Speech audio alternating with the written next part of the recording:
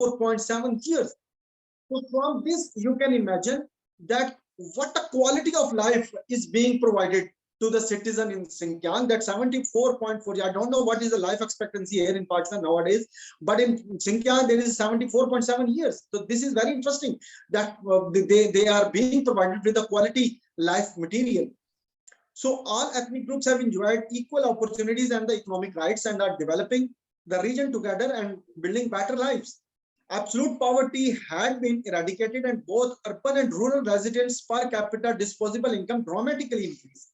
Over the past decade, more than 70% of the Xinjiang physical spending has been directed towards improving people's livelihood.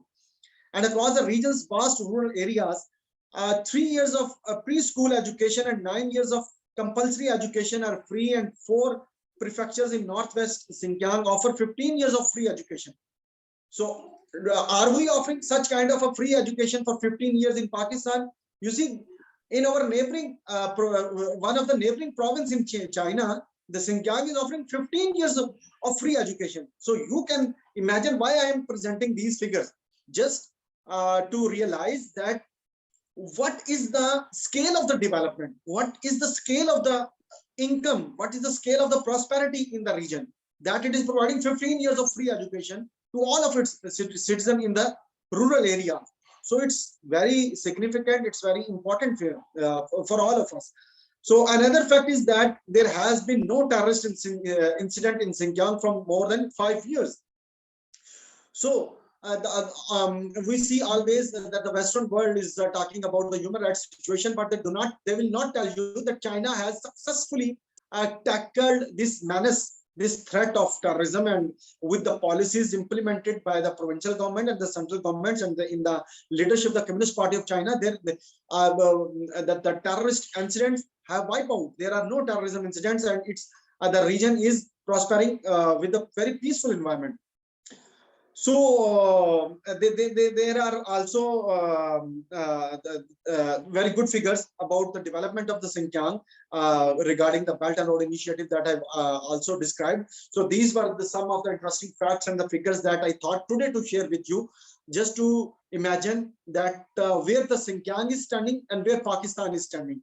I think being a Pakistani, it is always a concern for me that why we as a country is not yet there at the level of the Xinjiang. So I think with the passage of the time, definitely our policymakers will think about it. And there is a last sentence from my side that the march towards modernization of Xinjiang and the prosperity, it will not stop and by any force, and the future of the Xinjiang is very bright and secure.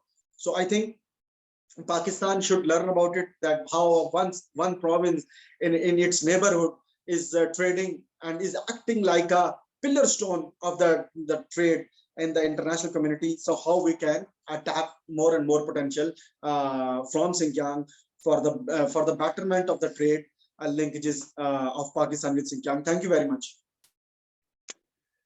Thank you, Zamir Asadi Saab. Time to rethink about development progress. You gave us some important information and food for thought as well.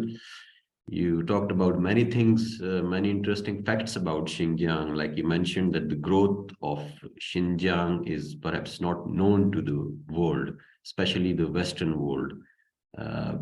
Maybe they don't want to hear the growth of Xinjiang. They don't want to hear about it. Or maybe this kind of narrative suits them, but whatever the case, I think we, as a next door neighbor, as a Pakistani, we should keep on highlighting the positive side, the real side, the true side of this amazing region, amazing province in China. And they're also spreading the rumors about the human rights issues in Xinjiang. So that's just to disturb this progress, this growth of Xinjiang region. And you also talked about the Tesla maybe opening their production, or they have indicated to open their operations in Xinjiang region. I think Mr. Irfan Takalvi have also mentioned about the special economic zone of Kashgar. Like he talked about one article which was like Shenzhen, referred that Shenzhen type special economic zone could be established in the Kashgar region. So that could really give Elon Musk an opportunity to open the production unit maybe in the Kashgar region, and that would be a good news for this region if this happens. Then you also mentioned about some of the interesting facts that population of Xinjiang is increasing, and these are some of the allegations of the West that they think that population perhaps maybe it's decreasing, but it's not the case. And then you mentioned the 15 years of free education in Xinjiang. That's phenomenal. I mean, we in Pakistani, we don't have that kind of provision for our kids, for our people. And Xinjiang, like a province in China, is providing such kind of facilities to their people. So that's worth mentioning, and the world should know about it. Thank you, Zamir Asadi Saab, for your wonderful contribution as always. Now I would hand over the floor to Mr. Musawar Tanoli Saab, if he's here. Yes, Sayyid Shamsul Hassan, I hope I am audible. Yes, you are audible, yeah. So there was some problem of electricity, so that is why I joined through mobile phone. So sorry for that.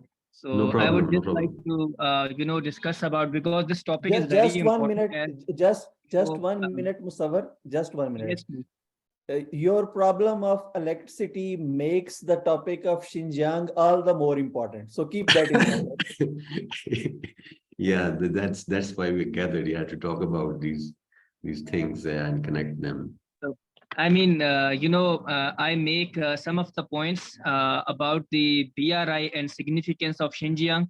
So, all those points which I, made in my presentation, or you can say in my speech, are covered by Irfan Shehzad Saab before. But I will try to, explain in a very detailed.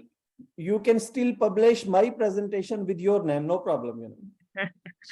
Thank you, sir. Thank you. So, I would just, like to first of all talk about the neighboring countries of Xinjiang, because Xinjiang is, as Irfan Saab said, that 2 times bigger than Pakistan, and it shares borders with Mongolia, Russian Federation, Kazakhstan, Kyrgyzstan, Tajikistan, Afghanistan, Pakistan, and India as well. And when it comes to Belt and Road Initiative, so there are, 2 regional corridors, I can say. One is CPEC, China-Pakistan Economic Corridor, that passes through Xinjiang and, crosses to China from Kashgar to Gwadar, and then towards Middle East and Africa.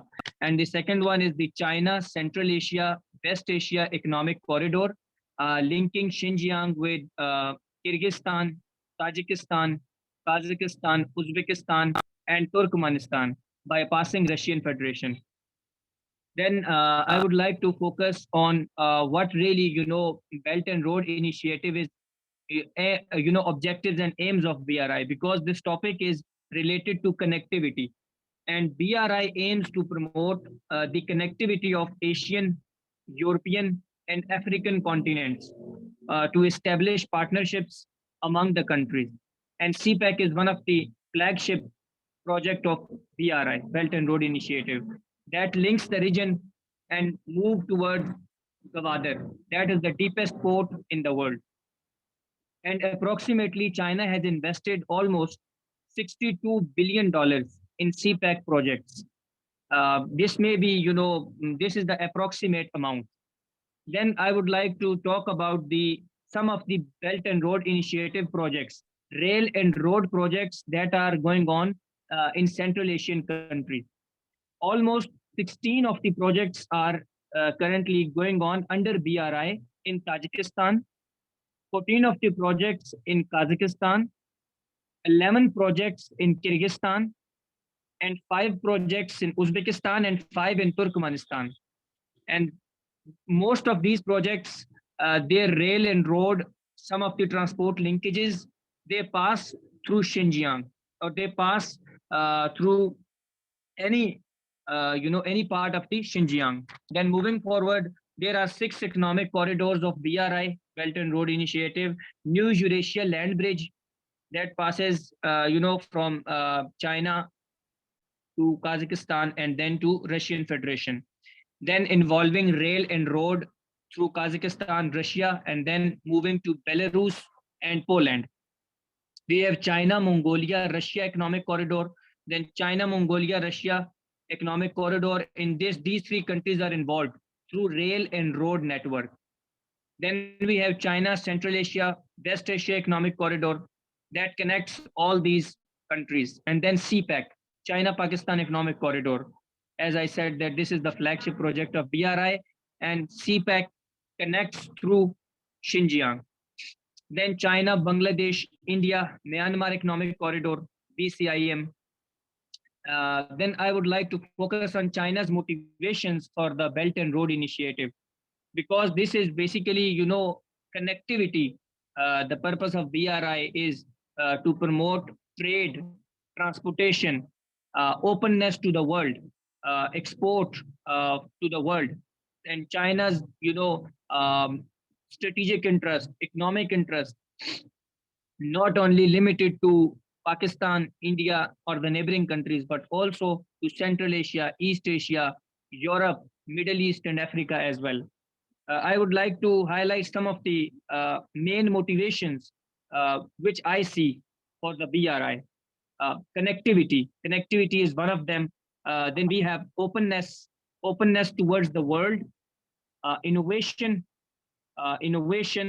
and then sustainable development motivations, as we discussed in our last session as well, that China is also working on the sustainable development SDGs, and it will be zero carbon in 2060, and it's also working on electric cars and all that. Then energy and food security. So China is also building energy infrastructure in the BRI, the states which are part of BRI. I don't know exactly, but I think it's close to more than 70 states are part of BRI. So China wants to establish the energy infrastructure, rails and road networks, transportation corridors in all these countries. And then we have balanced regional development. That is very important, because China not only want to develop itself or its neighboring countries, but also China want to develop African countries. China wants to develop Asian countries, Central Asian countries, East Asian countries, and other parts of the world. Then improving efficiency of not only China and its neighboring countries, but also the efficiency of all other countries that are part of, or that will be a part of Belt and Road Initiative. So these were a few of my points. I wanted to discuss more, but most of the things are almost covered by our honorable speaker and other panelists as well. So I'll stop here, and I think these are few of my points which I would I wanted to highlight. So thank you very much. Thank you, Musawar Tanoli sir, for your contribution, as always. You talked about the geography of Xinjiang region and how it connects with Central Asian countries, Europe, South Asia, and Middle East. Then talked about why BRI is so important for China and for the rest of the world. We talked about the connectivity thing, because it kind of connects countries through trade, economic activity, infrastructure, and people to people establish people to people contacts of people. And then you talked about the balanced regional development, like it's kind of embedded in the Chinese Confucian thought, like the common prosperity or the shared prosperity. They want to share the benefits with the rest of the world, like they have their immense footprints in African continent, so they want to share those benefits. It's not like the Western concept that they for the years, like those imperialist countries, colonialists, they labeled the African continent as a dark continent. But China, on other hand, China wants that those benefits should be shared with the rest of the world, with Africa, with South America, Central Asia, Southeast Asia, South Asia, with all those Belt and Road countries. And even beyond Belt and Road countries, the Belt and Road BRI initiative is open. It's even open today. Any country can join BRI group. So that's important contribution from your side. And now I think we're done with the panelist speeches. Now we should be moving towards our question answer session. And I would request